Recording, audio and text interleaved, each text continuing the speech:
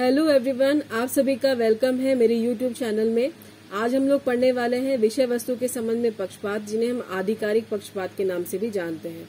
तो क्या होता है आधिकारिक पक्षपात यानी विषय वस्तु का पक्षपात?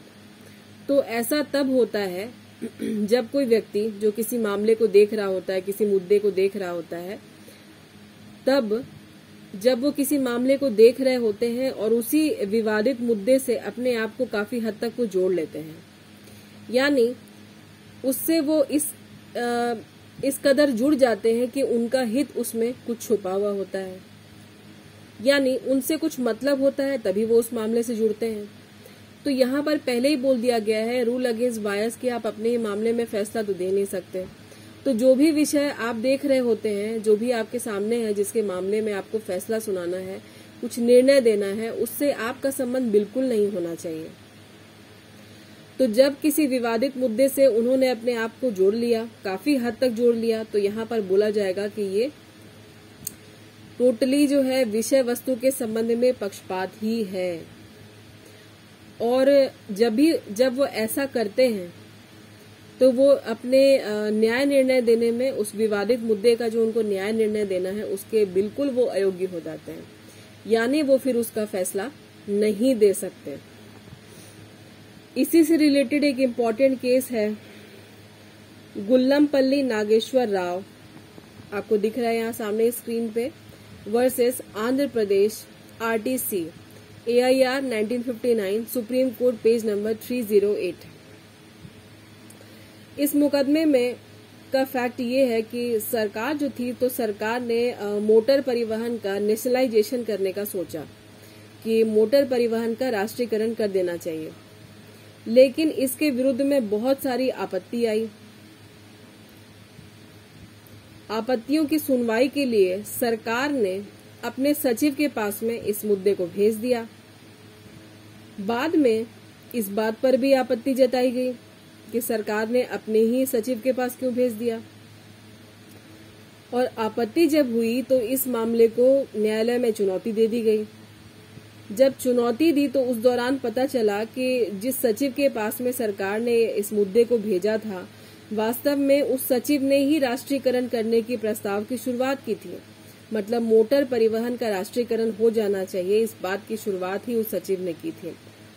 तो चूंकि जब सरकार अपने सचिव के पास में इस मामले को भेज रही है, तो वो सरकार के खिलाफ तो निर्णय दे ही नहीं सकता ना। तो यही यहाँ पर कोर्ट ने कहा, सुप्रीम कोर्ट ने, कि सचिव ने जो यहाँ पर कार्यवाही की है इस मामले में, वो न्याय निर्णय बिल्कुल गलत है, वो अविधिमान्य घोषित किया जाता है, क्योंकि ये इसी बात से जुड़ा हुआ है कि आप अपने ही मामले में फैसला नहीं दे सकते।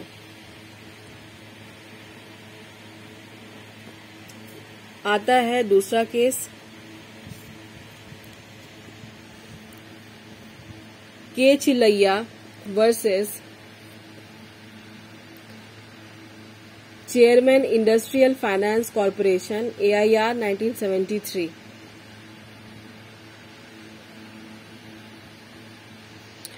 अब इस केस का फैक्ट देखते हैं क्या है।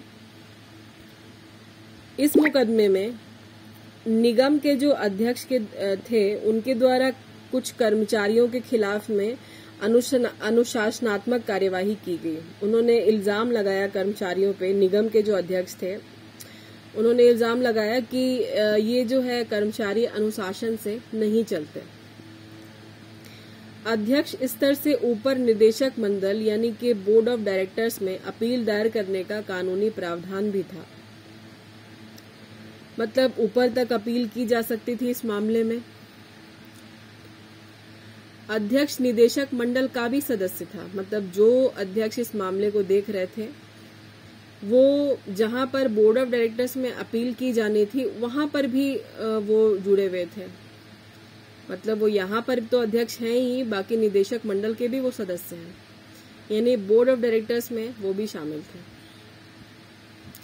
तो इसी मामले को लेकर के अध्यक्ष जो है निदेशक मंडल की बैठक में भी शामिल हुए, जिसमें इसी अपील पर विचार किया जाना था। मतलब जो कर्मचारियों ने अपील की थी, उसी अपील पर विचार होना था।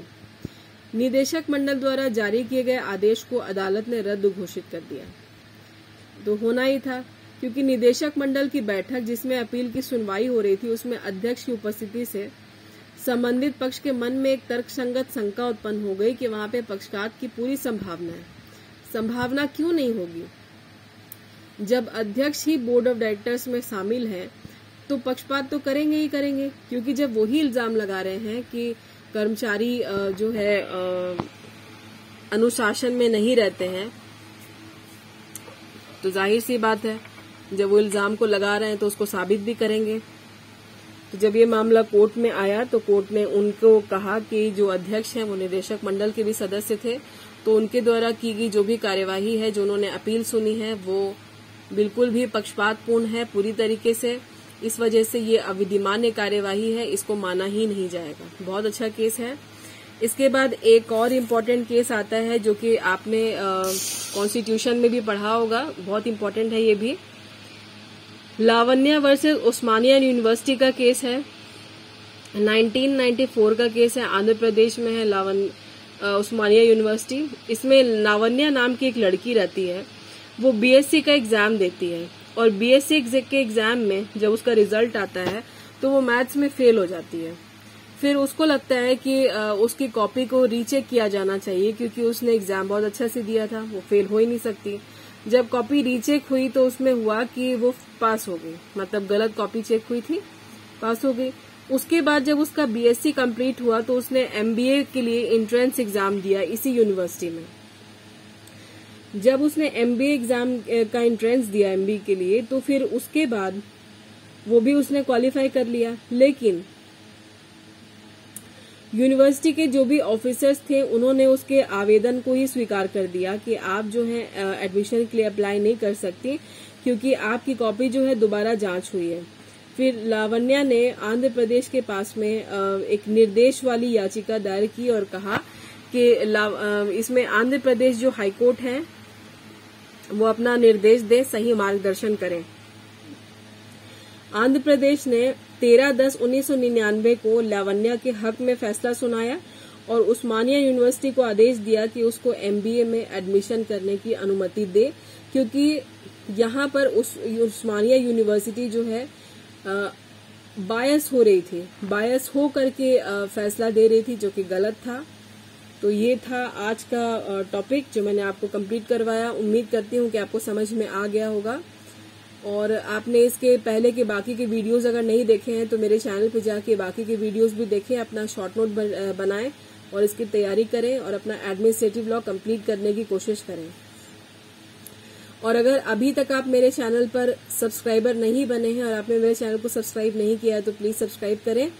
कर चुके हैं तो थैंक यू सो मच, और सब्सक्राइब करने के साथ साथ बेल आइकन जरूर प्रेस करें।